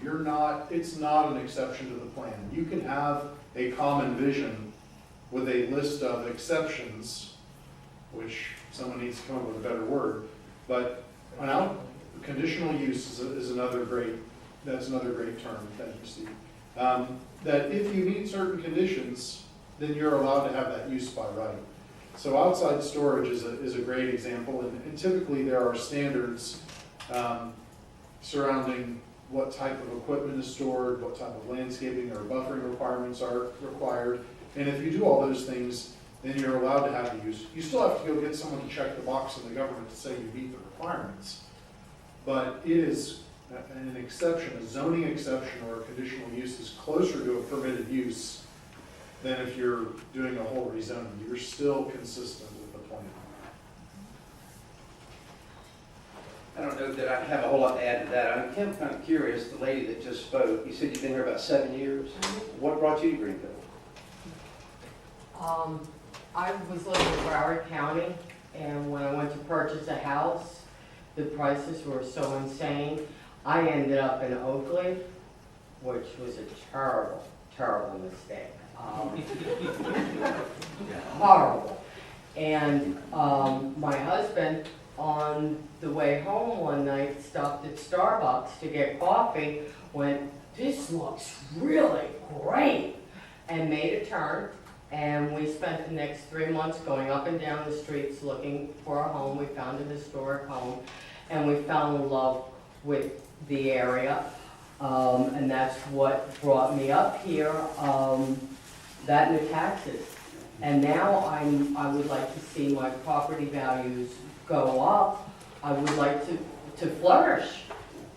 I'm just curious why, and just to comment on, Clay County is a very diverse county in terms of housing choices.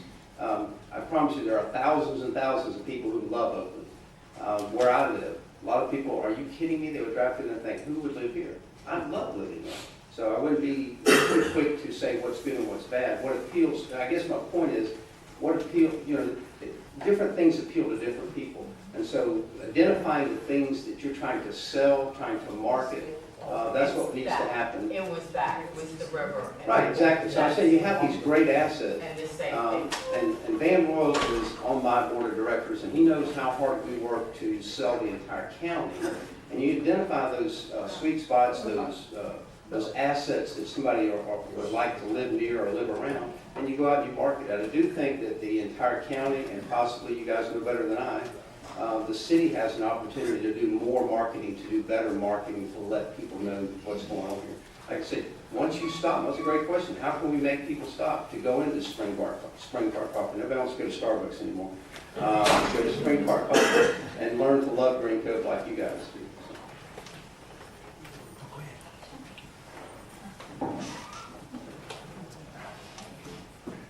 Hi, my name is Colleen Rourke, and I reside at 3969 Susan Drive.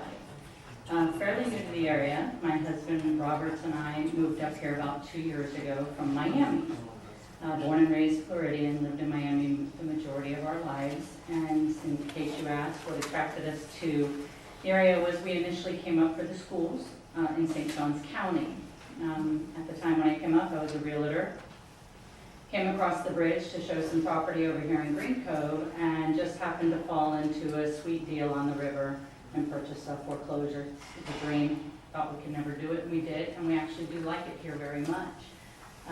We received a postcard in the mail, thought let's come and see. We have no idea what this meeting's about. We missed the first 10 minutes, so unfortunately we probably didn't hear a little bit about what you presented. So I hope I'm not misstating something or going into something you've already covered. But we've talked a lot about, in order to attract people to our city, in my opinion, the city needs to be attractive. So as I drive through here, I've lived in many beautiful areas all throughout the city of Miami. And there are certain things here about Green Cove that are very attractive. It's the historical features of the area. It's the parks. I feel like I'm back in Miami, back in the 60s and 70s, of what it used to look like. And that is what attracts people here. But when you drive down the corridor of 17, there are a lot of dilapidated buildings, as you mentioned, grass growing up through the sidewalks. I think, honestly, we've talked a lot about standards and how we need to follow them. But I think the city needs to do their part as well. You're asking the business owners to do it, or the people that are coming into the city to do it. I think the city needs to do the same. So are we executing on them as a city? I think that we need to look at what's out there. We need to kind of clean that up a little, and I think it probably takes a lot of the townsfolk to do that, and maybe I'm raising my hand, but I think it's something we need to focus on. The one thing I wanted to ask about, may not be the place for it, but the pier, the Shands Pier. Through the storm, it was destroyed.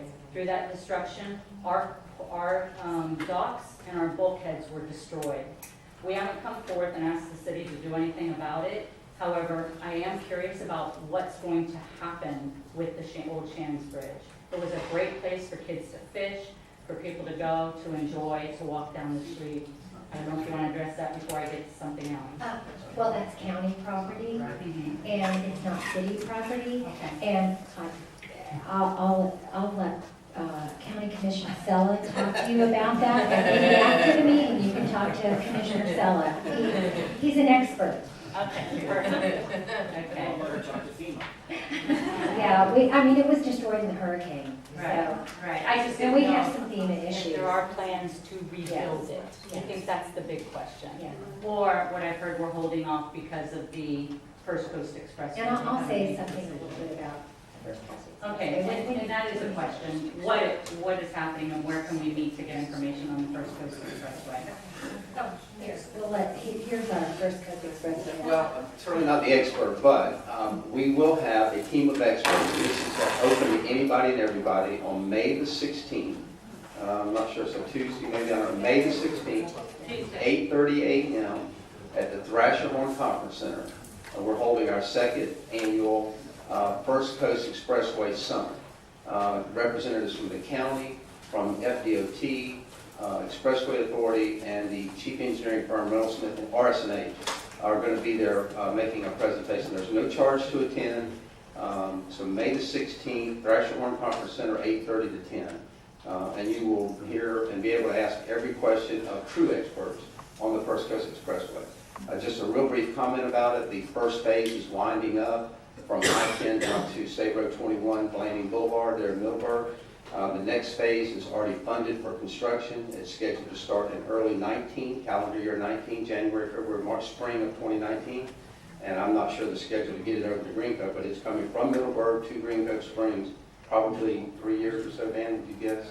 So it will be complete to Green Cove Springs 5 or 6 years from now. And that may sound like a long time, but in this room, 5 or 6 years is not a long time at all. And you will have an interstate less than a mile south of town. And as Ed mentioned, and I'm sorry I didn't mention it earlier, I had it in my notes, the First Coast Expressway is transforming Clay County. And what it's going to do to Green Cove Springs is, we can't even hardly imagine what it's going to do to this area. So something we need to plan about. But May 16th is get all your questions answered there.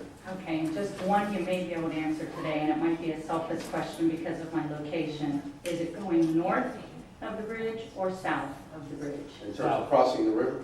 I don't. South. It's going to be pretty much near. Only about 100 yards. Right, and it's going to be pretty much where the Shands Bridge is, so apparently south. And it will stay, the lakes will be built on the north side of 16, the road itself will stay on the right side of 16, if it goes as proposed. Now, right now, the question is the bridge is not funded. So the connection right now is supposedly going to be to the existing Shands. The hope is that they'll fund that before they get to making that decision, and they'll be able to just tie it into what will now be the new bridge. Thank you. And last question, I don't know if this is for us here today, but the roads in Green Cove, is that to this board? That are the roads that are in our city limits. That are in our city limits. Just seems like we have a lot of roads that have a lot of potholes and a lot of repair that needs to be done. So I think that's something we need to focus on and address as well. Thank you very much. I would like to say that the First Coast Expressway is an extremely important transportation link that this part of the county has been missing. It is going to connect I-10 to I-95, and it's very important to this area. Next.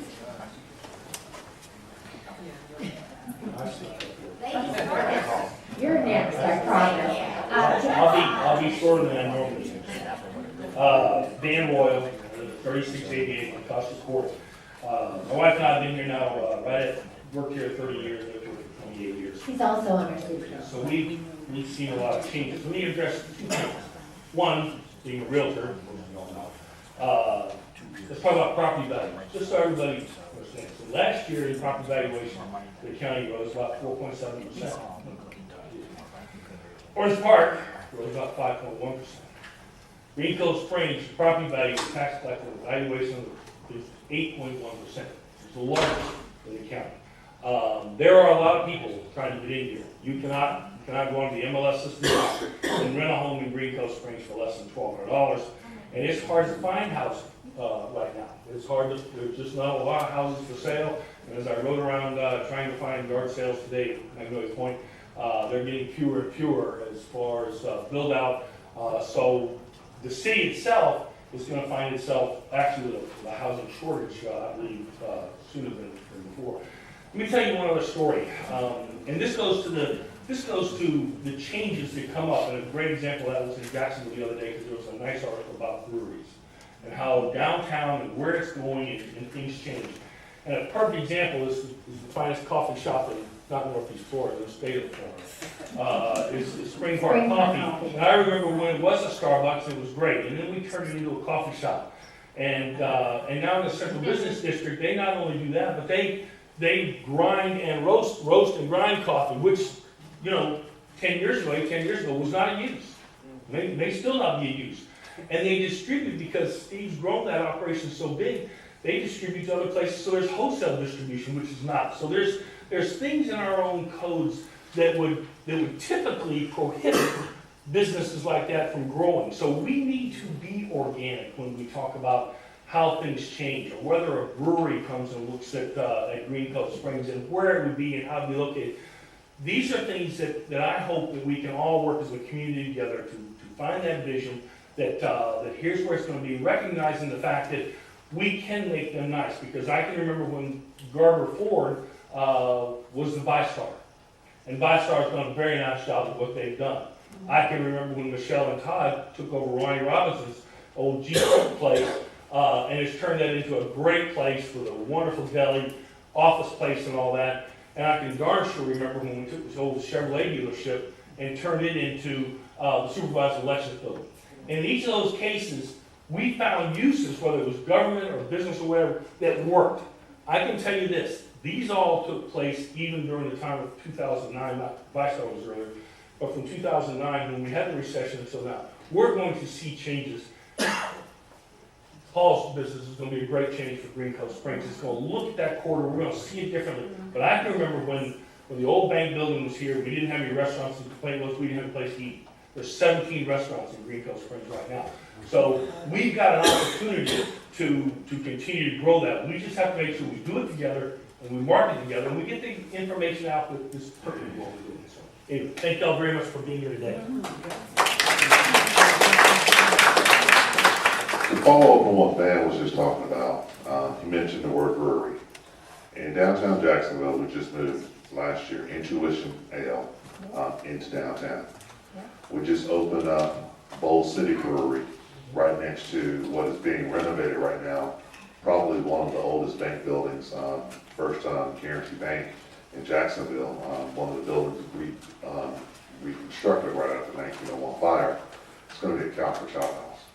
So we got a brewery, 2 breweries there, planning, and on the backside of Intuition is Manifest Distillery, and we just approved plans, and that is all in the sports complex area. And in the Brooklyn neighborhood area, we just approved plans for Burlock and Barrel Distillery itself. So, long story short, if you're looking for a way, as I heard someone say, attract millennials, they're into organic foods. They do not, their place is not town center. It is not St. Augustine outlets. It is all organic from a food standpoint. And with food comes the spirits, which is the microbreweries. That's their thing. If you want to grow your downtown corridor, make that a focal point, and they will come home from Gainesville and from Tallahassee and want to live here because you're providing them with the things that they want. And the other thing is, from a health conscious standpoint, the ability to walk and run anywhere nearby, they're looking for that. So as I come up 17, I see very good sidewalks and things of that nature where people can bike and run as far as they want to. If you want to continue that particular trend and keep your children and your grandchildren here, do those aesthetic things and they will appreciate that more, because I lived in Miami for 12 years and they don't have that. And our trail system, we have a phenomenal trail system, and we're continuing to work on that, and hopefully one day you'll be able to go all the way from Orange Park, all the way down to the Bear Conservation Area, and that would be wonderful. Can I address that, to stay in the same topic? You and I spoke about this a while back ago with the breweries and stuff. We spoke about this in the gym, and you explained to me what you went through to get Ronnie's, I believe, alcohol license. The absolute, that's where you lost all your hair. Probably you don't remember that, do you? If we looked at things differently, we've got that beautiful police station. Why couldn't that be a restaurant? Okay, why couldn't we, the only place to have a drink on this river is either your house, or, we're coming later, or is it the Elks Club? Otherwise, you gotta go all the way to the Club Continental to have a drink, and then drive home. Because of you too. Right. We, Yeah. If I'm a millennium, I just came back, well, I'm not a millennium, but I just came back from New York last week. I want to go have a drink, I want to sit outside, I want to enjoy outside, I don't want to feel like I'm in a bar in Boston somewhere.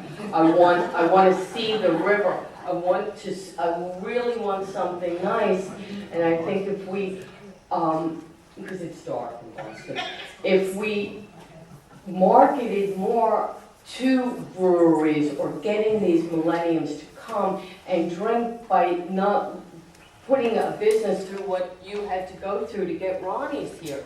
If it was more attractive, I mean, that police station's not doing anything except being eaten by termites. So, this is my opinion. Just to let you know, we have reduced our alcohol restrictions from when Ronnie's was here, according to my time, but we have made changes because of that, and we just recently, this past year, made a change. We're constantly, Ronnie's has alcohol, I'm pretty sure the Italian restaurant has alcohol. We're pretty easy on sale, but, so we have promoted, we did change it, I don't know, it's yeah, we changed it last year, but 5 or 7 years, we made a major reduction with the gateway order to get restaurants to come into town. So we're trying, we're moving it. Hi. I'm Shelley Bates, 419 South Palmetto Avenue. I moved here in '93 with the Navy, and I stayed here because I liked the area. I've always thought that Green Cove Springs had the potential to be more than it is. It looks like we're moving in the right direction. I really want to encourage the city council not to drop our standards. When you drive into town and you see pawn shops, gun shops, ATV shops, sorry to use your example, those are the kind of things that do scream redneck little town.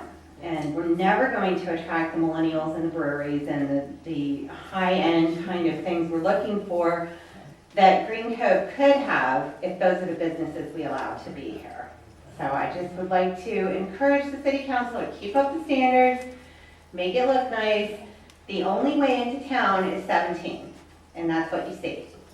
So when you drive in and you see, yeah, sure, 16 is also a way into town if you live in Penny Farms. Although, I used to go that way to Tampa, so to be fair, you can actually get to other parts of Florida on 16. But 17 is the main way, that's the way people come in and out, that's the way people come to work, and it's really not quite where it needs to be. It's still very unattractive, it's still very depressed looking, and that's not what Green Cove should be or can be. Thank you very much. I would like to address one thing. The corridor on 16 and 17, most of those are private properties, and the only tools that we have are enhancements like our matching grant program and code enforcement, of which we try really hard to encourage the businesses to keep those properties looking trimmed and well done. And so the city does the best they can, but those are private properties. Clara Freeman here in Green Cove, St. John's Avenue. We retired here a few years ago because of the community, the beauty of it. Of course, with the river and the schools, that added a cherry on the sundae. My thing is, I agree with Rick, we need to tweak our ordinances. I am, you can label me as one of the rednecks in town, and I'm proud of it. My big thing I want to say is what I'm hearing each of you talk about. It's not all over town in every spot. There is a lot here, there's a lot there, there's a building over here. I think code enforcement is your biggest enemy here because it's not enforced. And that's my biggest thing, is the redneck of Green Cove. Yeah, go ahead. We try really hard. We have, and I'm probably the biggest supporter of code enforcement. And some people really don't like that. And I will tell you, our code enforcement officer, does a really stellar job at what she does.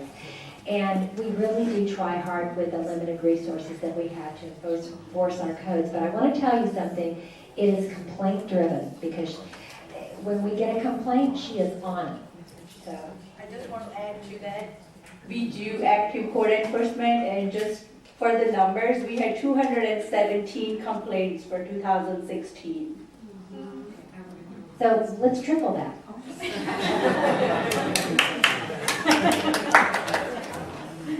Go ahead. My name is Sarah Spurrier. I live at 1672 Pebble Beach Boulevard, and I have lived here 44 years. So has anybody else got that beat? Yeah. See the hands? 60 years old. Not only have I lived here, I have volunteered on the Planning and Zoning Board. And probably for close to 16 or 17 years, I have been a volunteer on that board. It is a wonderful thing to do. To volunteer, I would like to ask people to do it if you can, because it's very interesting. You'll learn a lot more about the way the city operates than you could ever learn coming to any of these meetings. I've been here 44 years. There's been some ups and downs, of course, like every city. It has been wonderful for me because my children have grown up, but guess what? They've all come back and they all have jobs in Clay County, which is wonderful. The only thing that makes me sad are what you all voice, is the empty buildings that we all look at every time we go up and down 17. Now, these buildings are owned by private owners. The city cannot go to these people and say, you have to have somebody in your business within a certain time. That is not possible. So I would like to ask you, please do not blame the city when you see a lot of empty buildings, because a lot of times it is the owners of these buildings. So I would just hope that you will understand that part of it. We have a wonderful city council, we have wonderful city people. And I know that also with the code enforcement, they have to go before a judge. I'm not sure whether you're all aware of how that works. You can't just, and you might want to explain that to them, because it's not like she goes and she gives them a ticket or writes, and then they do something, because that's not the end of it. You do have to go before a judge that will give them, I don't know how many chances they get, but a lot of people get chances. Anyway, and thank you, gentlemen, for coming. You were very informative. I appreciate everything that you said. Thank you. I just want to comment real quick about the empty buildings. As this lady said, the city can't force somebody or, make somebody move in there. Those are macroeconomic issues. As the economy improves, people want to move here. Somebody will move in there when they feel like they can go in there and make some money. That's what makes that happen. So population growth, being business friendly certainly encourages that sort of thing, but nobody has a magic wand. I promise you, if we did, we'd be using it every day. But Clay County's population is growing. We're at about 208,000 people right now, second largest county in the region. Outside of Jacksonville, St. Johns County is at about 220, and we are rapidly growing at about 3.5% a year. So things will get better over time.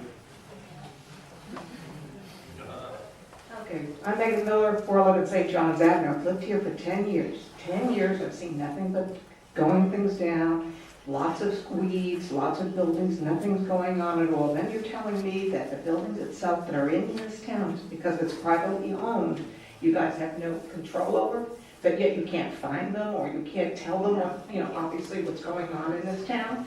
I don't understand. Maybe you can help me out on that one. Wait, one last thing. We can't forget about the damn billboards. I have not seen so many billboards in one little town in my entire life, except for Broadway, which I'm from. But I don't get it. You guys, if you want this town to grow, except having just nothing but pizzerias or little low-end restaurants, You gotta get a little bit more class in this town. Otherwise, you're gonna wind up doing nothing and nothing's gonna happen. I just want to address the code enforcement. Thank you very much, Ms. Miller. Code enforcement, and Mitra does a great job. She said we had over 200 cases. Just last Thursday, we dismissed 5 or 8? 7 cases from the magistrate. Some of those cases go back years. I mean, it takes time. It's a public process. It's not like you can just come up and we go out, but the vast majority, we do get voluntary compliance. But please call Mitra, and she will address them. And there are people out in this audience that they know the benefit. They've seen what we've done with code enforcement on their own property and their neighbor's property. But it's an ongoing effort. So please, we're getting up to the summertime, which means grass is going to grow for vacant properties. And so please, call her, because we can't have, you guys that got our eyes and ears, we don't have all those eyes and ears, but we have a really good process now, and our magistrate is great, and some of our before and after, I mean, we haven't accomplished everything, but a lot of our befores and afters have really made a difference in the community. Mr. Kelly. Hello. I'm a millennial. He's a millennial. Well, I did come up to talk about that a little bit. Stephen Kelly, 408 South Highland, Green Cove Springs. I actually kind of wanted to solicit some feedback from the panel, and I do thank you guys for coming up here and helping us out today. This is some really good dialogue that I think needed to happen about our corridor. To speak from a small business owner's perspective and kind of a millennial's perspective, when I think of Riverside and everything, how it began its development, it began by people doing kind of like what I did with our space over there in the city of Green Cove Springs. On the corner there, if it hadn't been a Starbucks beforehand, or if the landowner hadn't actually, in 2005, he took and renovated that property and turned it into 5, 6 very useful spaces that were practically turnkey ready. They had air conditioners, they were already had flooring, walls, dividing walls, everything else was already hooked up and ready to go. I think I borrowed $10,000 and got that coffee shop started. And there's not a lot of properties here in town that you can take $10,000 and turn it into a $500,000, $1 million company now, and I never would have been able to do it otherwise. And that's how Riverside started, is they didn't always start with Hop Tingers and all these big places that now have $500,000, $1 million to spend. They started with places that were smaller, more organic, like for example, when Kickbacks first started and everything. They were very similar to that. They had a very low budget, however, it created a very organic buildup of places that people wanted to be, or kind of an epicenter. So for example, the landowner on that property has done a good job of making his place ready for business. You talk about that you need customers before you can get the businesses. Well, I believe that if we had more places like that here in town, I remember you spoke to tenant improvement dollars or encouraging that, and that was kind of what I was hoping to solicit a little bit of advice in that arena, because for example, the old Roddy Robinson sat vacant for how long, until the Sweatlands took and turned it into a useful space. All 3 spaces and the main building are all full. They're max capacity now, and they have great little business in there that all contribute to quality of life here in town. I know Van does a good job of the properties. As soon as he has an empty property, he's out there pounding the pavement, and he usually within a short period of time will get another small business in there. I know they're on Walnut. I think for the first time in a long time, that Walnut strip is full, especially the first block there is full. So I do commend him for, as a landowner, and the landowner where we're at, and the landowner of the Sweatlands and everything, for what they do for taking and investing the money. I know some of these properties are going to take substantial dollars, so it's going to take a bigger developer to try and get those places turned over. I do think the old Buick dealership is another one that could. Those are some big dollars that are going to take to turn that over. So I didn't know if you guys had any advice on how to encourage landowners to make these improvements, because I guarantee if we have more spaces like what we were able to benefit from there, the old Starbucks space and the other buildings there, and then kind of what the Sweatlands in there, I think they'd all be full, and then the quality of life would turn around. To address your question on encouragement of the landowners, nothing encourages them more than to know that an actual program exists where they could actually tap into to assist them with the renovation of that space, to then allow you, as a prospective business owner, to come in and occupy that particular space. So the first thing is, as a community, you gotta determine whether or not you want to do just as I talked to you about.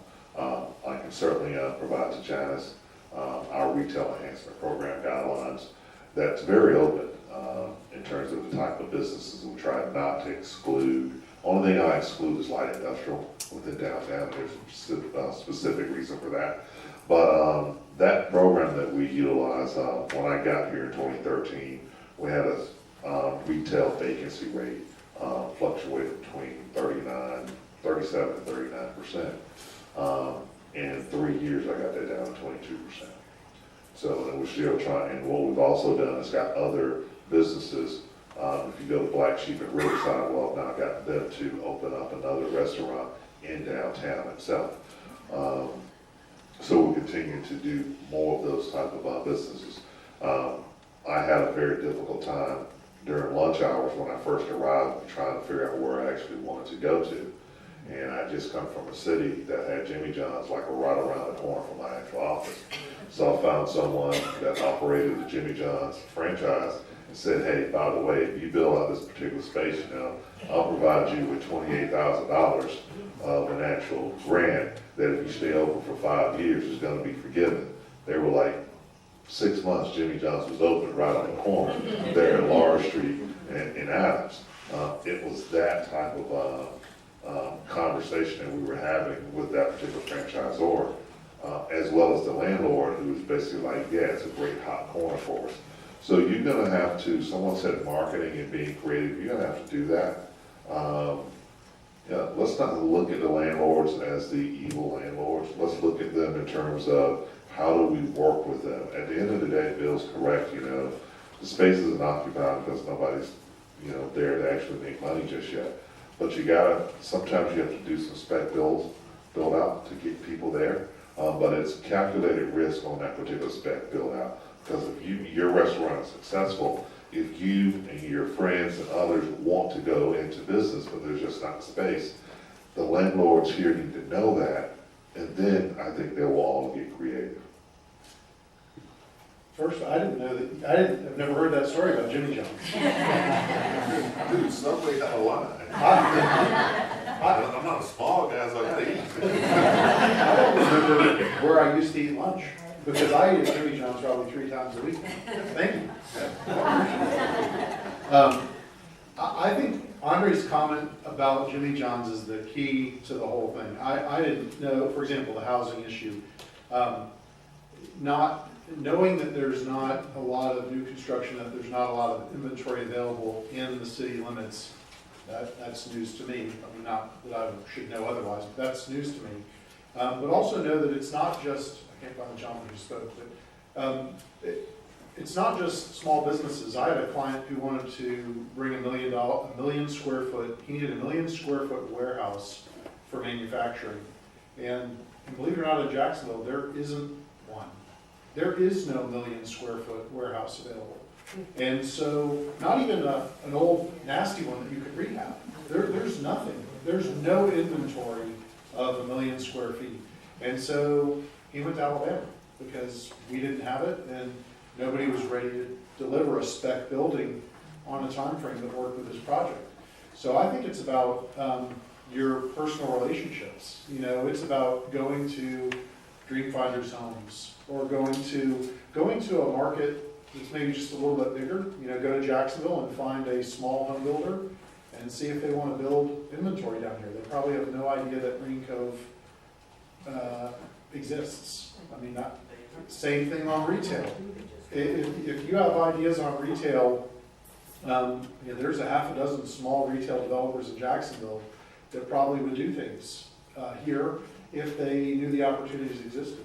But I think it's about personal relationships and connecting dots as much as the programs. But what Andre said about the programs too is right on. If you have one in place, that can often motivate your landlord to do a little bit more.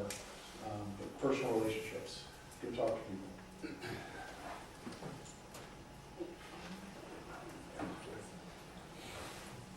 So many great topics have been brought up, and try to stay narrowly focused here. first of all, thank these guys for being here. Andre was just in Cleveland a couple days ago, talking about the different, just got back last night, so thank you very, very much for coming down here. Steve, with his great experience, I just met him today, but like I said, done some research on him, and we're fortunate to have their perspective on Clay County and Green Cove Springs. The real estate option question, I can tell you from personal experience, we do have, that's our biggest challenge, one of our biggest challenges here in Clay County are limited real estate options. You get above a certain size building, we just don't have them. So you can't attract major employers. Very, very, very few people, in the 5 years I've been in this job, I've had one person that wanted to do a build-to-suit. Everybody wants to move into an existing building. They don't have the time, they don't have the patience, there's too much uncertainty. So that's something, but again, that's private sector money having the confidence to come here and invest in the community. It can be encouraged, there are incentives, but the best incentive in the world can't make a bad deal happen. When I saw Steve come up, it just reminded me, he talked about entrepreneurship and small business. We have a great network here in Clay County of supporting small business and supporting entrepreneurs. You need to know that. We need to continue to do a good job of marketing that effort. But that's what we need. We need more Steve Kellys. We need more young folks willing to invest and take a risk and open these small businesses, and whatever the city and whatever the county can do to encourage that. And we need to celebrate those stories. Again, doing some of the research, what attracts people.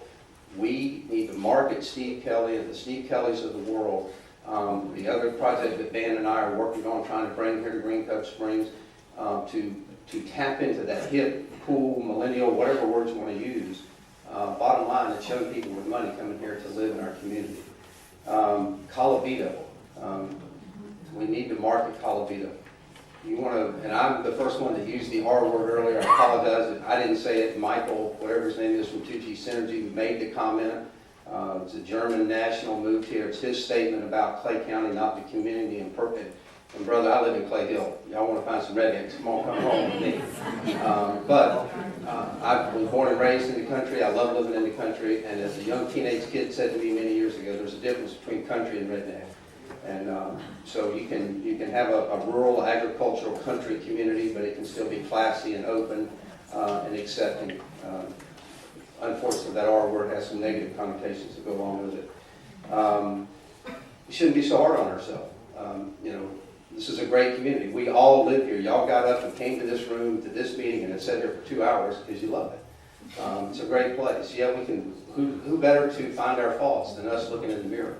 But let's don't be too hard on ourselves. We again did the entrepreneurial, the small business support, SBDC. Y'all know Andy Grogan. You can't find a person that works harder to support small business. If you know somebody that, I see you shaking your head back there, the lady is a workhorse. If you have a business idea and you've got a little bit of capital to bring to the game, she will help you get your business up and running. So if you know somebody that wants to start a business, encourage them and let them know that there are resources everywhere. We need to continue the dialogue. I know you will. I'm sure that in the next 90 days there'll be more of this. The Riverside comment. The project that Van and I are working with, it's an existing company here in Clay County. They want to expand, and they said, I was introduced to them, where is the Riverside of Clay County? Where's the Riverside? We want to go to a Riverside type community. Where's the Riverside? Well, there's only one answer to that, and we're here. I used to sell real estate in Magnolia Point and had an out-of-town visitor come through, and I remember making the statement that Walnut Street was the San Marco of Clay County. Admittedly, it's a little aspirational, but it has that character, that charm, the brick streets, the historical architecture, and so we need to continue to market that. And the housing question, we've had multiple discussions about it. There is a shortage of workforce housing. If you want to buy a $500,000 house, you can probably find one around here. There's a lot of people that need to live in an $80,000 house, particularly the people making $10, $12, $14 an hour in these various companies around here. And we are addressing that. We're trying to address it. It needs to be addressed. You provide housing, people come here, they live, they spend their money, and it just grows like that. And I mentioned earlier, there's no such thing as an easy answer. These are all long-term issues. And so I just believe we need to have the vision, the plan, and continue to work it. And again, I really appreciate being on this panel with you guys. I want to make sure somebody gets my picture with these guys. Well, I just want to say, to address the housing issue, we are working, Mitra and I are working, it's kind of a double code enforcement to try to turn some of these vacant properties, abandoned properties, and try to get them in, we're working with Habitat, Clay Habitat, to try to figure out a way that we can turn them around to provide housing. And also just generally in housing, we are having a stellar year with housing in the last year in housing starts.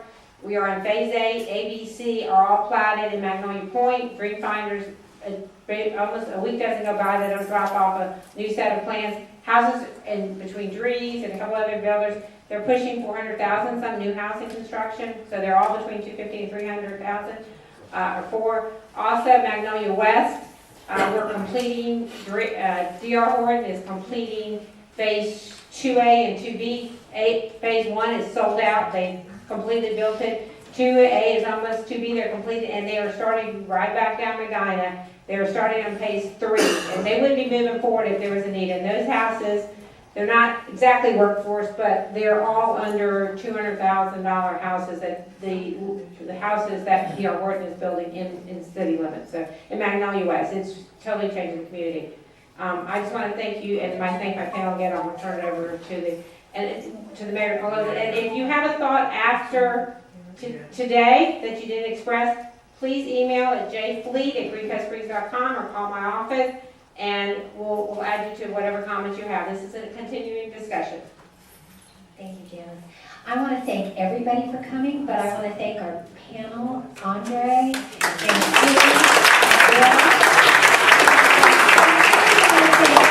for all of her hard work in putting this together and advertising it, and Mitra, our code enforcement, and our city manager, Danielle. I want to thank everybody for coming, and please don't be shy. A lot of you don't seem shy, but let us know what your thoughts are. We're very open to whatever you have to say. Thank you for coming.